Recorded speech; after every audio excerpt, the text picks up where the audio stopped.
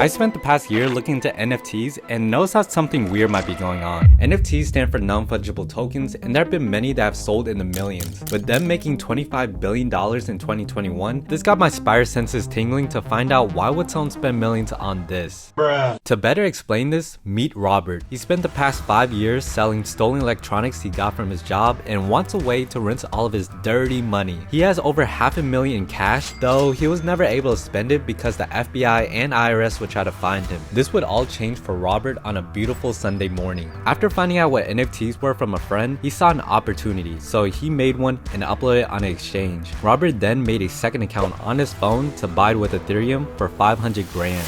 Now he can spend his money legally because if the IRS asks where he got all that money, I made this selling precious digital art. Nothing's happening over here. Crypto doesn't have many laws, but it looks like there will be major crackdowns soon backed by KYC regulations, which mean know your customer. This requires when a user signs up, it'll collect names and social security numbers from people so the government can collect taxes. The problem is that not all exchanges have done this because it takes a lot of work to get done right. Many refuse to do business in countries that requires it, but that doesn't stop people from using VPN. For now, this makes dealing with this space all the more dangerous for the average person. For Robert, this was an opportunity to get extremely rich. The rise of Dogecoin and Shiba Inu caught his eye, and with not that much thought, he knew it was time to create his first coin. He just needed big influencers to promote it, and it can go up an insane amount. Robert sat down and watched a tutorial on how he could create one easily. You just need to copy and paste this, and boom, you're done. Okay, simple enough. Soon after, he would create and pay people to promote the Krusty Krabs coin.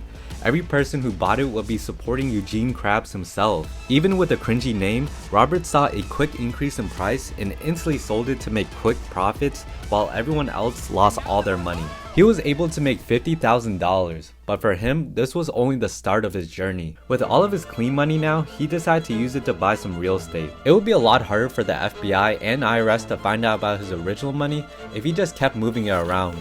So he decided to buy some rental properties and a hotel to make it look like he was just an investor. Only a couple years later, he was able to get enough properties to pay him $100,000 a month in profit. So Robert was able to turn his initial 500 grand into a $1.2 million a year investment. That's pretty insane. However, he wanted to do something even bigger. Start a business. A year later, while reading the local newspaper, he received a call from a friend asking him if he knew anyone interested in buying a car wash. He wanted to say no and hang up, but he had an idea. Robert instead told him that he would be interested in buying it for 100 grand, bought it with cash and fixed it up. In the first month, he was already open for business. Let's go! The company saw tremendous growth in the months after opening. Robert kept reinvesting all the money back into the business. This is a common strategy that most startups like to do because at the start, the only thing that matters is growth.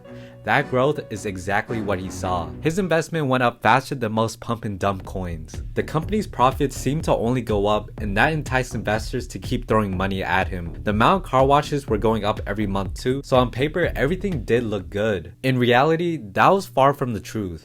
The company was losing a ton of money. Robert was using the car wash to launder his money from crypto and asked his accountant to change some numbers to make the revenue seem higher too. A lot of scam companies will try to make their revenues and profits look nicer by accounting purposely wrong or pumping it up themselves so they can get more money from investors. He was pocketing majority of the money they're giving him to buy a new car and house. At this moment in time, he was on top of the world, but his luck would soon run out.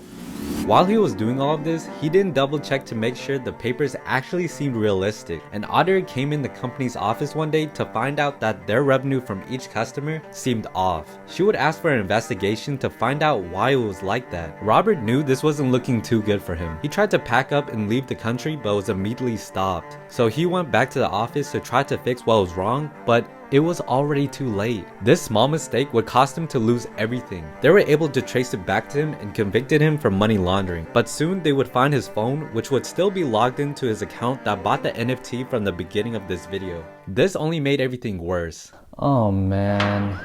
Greed took over Robert, and he only wanted to make more money, but like at the end of every crime movie, it would eventually catch up to him. Having to consistently be on your toes and making sure everything is perfect is stressful because one misstep and that can lead you to lose everything you worked for. Money laundering in the form of selling art has existed for years. This just gives criminals another way to clean their dirty money. I don't recommend doing this because, well, it's very illegal, But I'm sure there's people out there that generally like NFTs, but it should also be known that it can be used for the wrong reasons that could affect a lot of people. This video was for educational purposes, and the story was completely made up to make it entertaining to watch, but to help you learn something new. Subscribe if you want to see more interesting videos about finance or business.